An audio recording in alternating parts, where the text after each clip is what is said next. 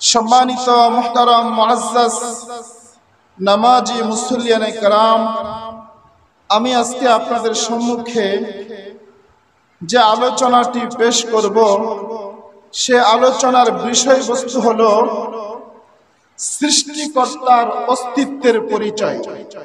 বলেন, আলোচনার বিষয়বস্তু কি? সৃষ্টিকর্তার অস্তিত্বের পরিচয়, অর্থাৎ আল্লাহ রাব্বুল আলামিনের পরিচয়। আল্লাহ রাব্বুল আলামিন যে পৃথিবীতে একজন আছেন, এটা আমার বাংলাদেশের অনেক মানুষ বিশ্বাস করে না। আমরা তাদেরকে নাস্তিক বলে থাকি।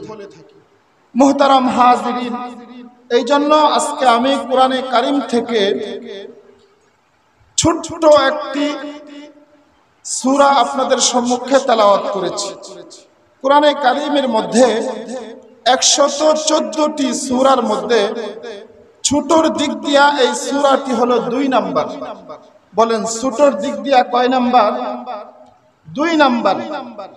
এর চেয়ে একটি সূরা আছে এর চেয়ে ছোট, সেই সূরাটির নাম হলো সূরাতুল কাউসার। এরপরে ছোটর দিক দিয়া কোরআনে কারিমের মধ্যে 114 খানা সূরার মধ্যে যেই সূরাটি রয়েছে সেই সূরাটির নাম হলো সূরাতুল ইখলাস।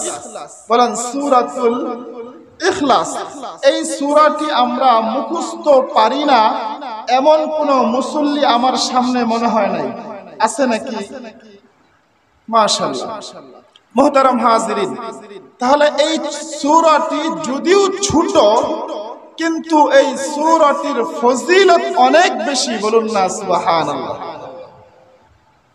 মর্যাদার দিক দিয়া এই সূরাটি অনেক বেশি। কত বেশি? হাদিসের বর্ণনায় পাওয়া যায়, কোন একজন মানুষ যদি কোরআনে কারিমের এই 2 লাইন বিশিষ্ট ছোট্ট সূরাটি একবার তেলাওয়াত করে, আল্লাহ রাব্বুল আলামিন তার আমলনামায় 10 পারা কোরআনে কারিম তেলাওয়াত করার সওয়াব দান করে দেয়। কোন একজন মানুষ যদি এই ছোট্ট সূরাটি 2 বার তেলাওয়াত করে, আল্লাহ রাব্বুল আলামিন তার আমলনামায় 20 পারা কোরআনে কারিম তেলাওয়াত করার সওয়াব দান করে দেয়। মুহতারাম হাজিরিন, কোন একজন মানুষ যদি এই ছোট্ট সূরাটি 3 বার তেলাওয়াত করে, আল্লাহ রাব্বুল আলামিন তার আমলনামায় পূর্ণাঙ্গ কমপ্লিট 1 খতম কোরআনে কারিম তেলাওয়াত করার সওয়াব দান করে দেয়। তাহলে মর্তবার দিক দিয়া, ফজিলতের দিক দিয়া এই সূরাটি বড় না ছোট? ফজিলতের দিক দিয়া অনেক বড়, মর্তবার দিক দিয়া অনেক বড়। তো এই সূরাটি পড়তে আমাদের কতক্ষণ সময় লাগে? একবার তেলাওয়াত করলে 30 সেকেন্ড সময়ের প্রয়োজন। 1 মিনিটে কমপক্ষে 2 বার পড়া যায়। পড়া যায় না?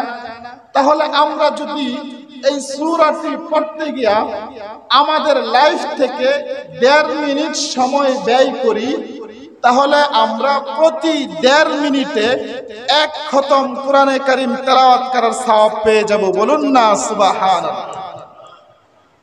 তাহলে এই সূরাটির আমল আমরা করব, তো এটা করার জন্য আলাদা সময় বের করার প্রয়োজন হয় না। আমি দোকান করতেছি, আমার অজু থাক না থাক আমি এটা পড়তে পারবো। আমি কৃষি কাজ করতেছি, আমার অজু থাক না থাক আমি কি করতে পারবো? পড়তে পারবো।